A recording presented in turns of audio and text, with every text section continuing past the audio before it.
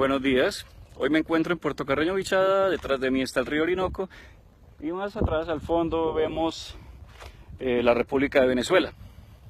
Esa misma Venezuela a la que hoy muchos miran con desdén y a la que cuando se hace referencia en el sentido de que Colombia pueda transitar el mismo camino que los tiene a ellos sumidos en su peor crisis económica, política y social de la historia, suelen decir, no, eso no va a pasar nunca en Colombia, Colombia no es Venezuela, nosotros no vamos a caer en eso. Pues los que dicen eso desconocen profundamente que ese país que tengo atrás hace 25, 30 años era el país con la más alta calidad de vida y tenía el ingreso per cápita más alto de América Latina.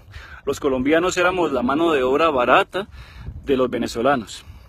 Una relación absolutamente vertical en favor de Venezuela. Venezuela en los años 60, 70, 80 era un país con una economía de mercado abierta, cuando Colombia era un país totalmente cerrado y que apenas se miraba el ombligo.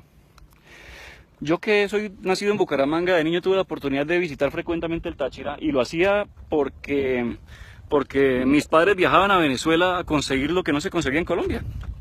Allá ya había productos importados, productos de altísima calidad que en Colombia no existían. Hoy están sumidos en eso porque los ciudadanos de ese país en algún punto perdieron tanto la confianza en sus instituciones que dieron un salto al vacío y cayeron en el engaño del discurso populista. ¿Qué tan lejos estamos los colombianos de hacer eso? De cometer el mismo error. En un momento en que las instituciones colombianas están tan desacreditadas, que no hay confianza en el Ejecutivo, pues obviamente con un gobierno ilegítimo como el de Juan Manuel Santos, en el Legislativo por cuenta de un Congreso que se vendió y permitió el rompimiento del Estado de Derecho, y judicial por unas cortes que se politizaron hace rato. ¿Qué tan lejos estamos cuando se hizo un pacto totalmente ilegítimo con un grupo terrorista? Que es un grupo terrorista porque así está en todos los listados internacionales de grupos terroristas.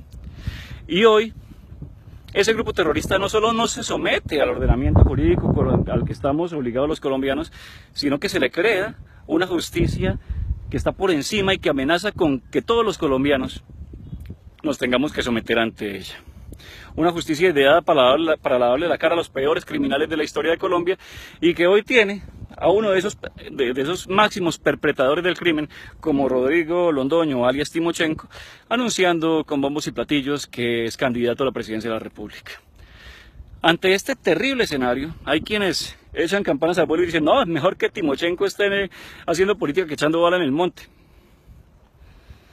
O peor, ay no, buenísimo, porque ahora sí se van a dar cuenta en las urnas que no tienen respaldo popular. Hombre, por favor, no seamos tan ingenuos. No se trata de eso.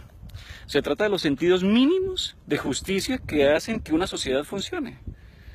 Entonces hablan de justicia transicional. Y esa justicia transicional de la que hablan dicen que ya se ha hecho en otros países del mundo. Eso no es cierto, no en esa forma. O ninguno de los países del primer mundo jamás ha permitido, ha doblegado sus instituciones para someter o para beneficiar a un grupo ilegal. No, los países de primer mundo se caracterizan o son países de primer mundo precisamente por su fortaleza institucional, por la fortaleza de sus instituciones. No necesitan hacer maromas porque los ciudadanos creen en sus instituciones, las respetan, las valoran y se someten a ellas. Las instituciones no están creadas solamente para los ciudadanos de bien, sino con mayor razón para los ciudadanos de mal, para los criminales, para evitar el surgimiento de esos criminales. Y el momento en que surjan, pues obviamente la sociedad, las instituciones tienen que someterlos. Ese es el papel del Estado, el papel de centrar el poder, el monopolio del poder legítimo en su favor. Y eso no se negocia, eso no es un principio negociable. Y por eso es que desde el principio nos opusimos al proceso de La Habana, porque doblegaba el Estado de Derecho y lo ponía al servicio de los criminales, de los peores criminales que han pisado este país. Entonces vienen con el cuento y traen, por ejemplo, traen el ejemplo del Tribunal de Nuremberg tras la Segunda Guerra Mundial y dicen que ese es un ejemplo de justicia transicional. Bueno, dos casos. Primero, el Tribunal de Nuremberg fue necesario porque tras la guerra el Estado alemán simplemente desapareció. En ese momento dejó de existir, no había Estado alemán. Entonces las potencias extranjeras que intervinieron ese país crearon un tribunal para juzgar a los criminales nazis que tenían el control del Estado. Pero óigase bien, para juzgarlos y condenarlos, ninguno de los altos cabecillas del nazismo, ninguno fue perdonado. Fueron juzgados y condenados. Y aquí los cabecillas de este grupo de criminales son los primeros que van a ser absueltos. Los primeros. Y que ya pueden hacer política, que tienen curules gratis en el Congreso, que pueden ser candidatos a la presidencia de la República. Ese es un quiebre institucional. Todos los colombianos desde que nacemos, sin saberlo, firmamos un contrato social y nos sometemos a las reglas de juego de nuestro ordenamiento jurídico. Estos criminales también estaban sometidos al ordenamiento jurídico y habían sido juzgados en ausencia, habían sido condenados por la justicia ordinaria. Se saltaron eso, crearon un tribunal absurdo que desconoce la institucionalidad colombiana y que por un embeleco o por un sentido falso de paz, porque la paz no es firmar un papel, la paz es el resultado de la justicia y del orden de las instituciones. Esa es la paz.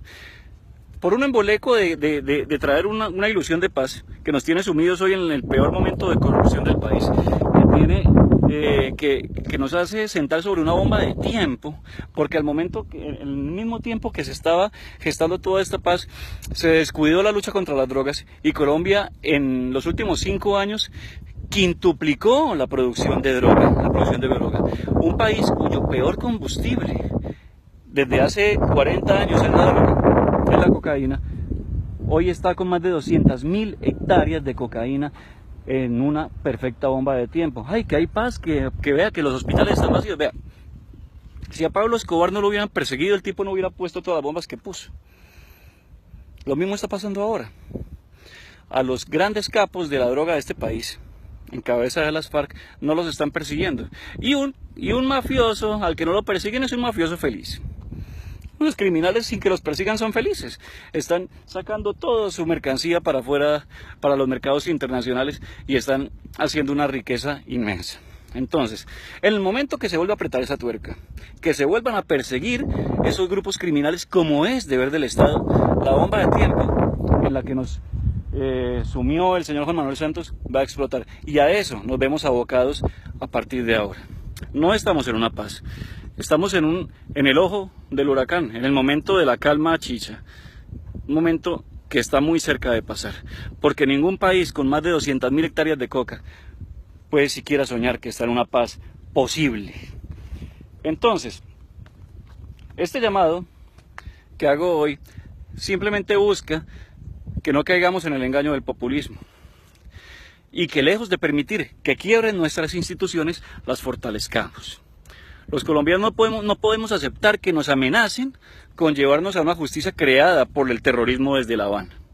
No, nosotros tenemos nuestras instituciones y están fallando por culpa de una élite política en cabeza del señor Juan Manuel Santos, que está dedicada a hacerlas fallar, para que se quiebren, para que se rompan y para conducirnos en el camino en que otras sociedades ya han caído. No se extrañen, no se extrañen. A Timochenko no le importa no sacar votos en una primera vuelta. Yo creo que ni siquiera se va a llegar hasta allá. Hará una alianza con la izquierda, con todos los demás grupos de izquierda, y entonces así que van a camuflar su derrota, y los votos que obtenga toda esa coalición se los van a arrojar como propios. A ellos no les interesa eso. Este es un plan de largo aliento. Ya tienen congresistas, ya tendrán emisoras públicas para propaganda política. Es un plan de largo aliento en el que si los dejamos van a ganar. Y vea, la historia y el ejemplo de este país demuestra que cuando esa gente se monta, no existen medios democráticos que los bajen. Que pasen feliz día.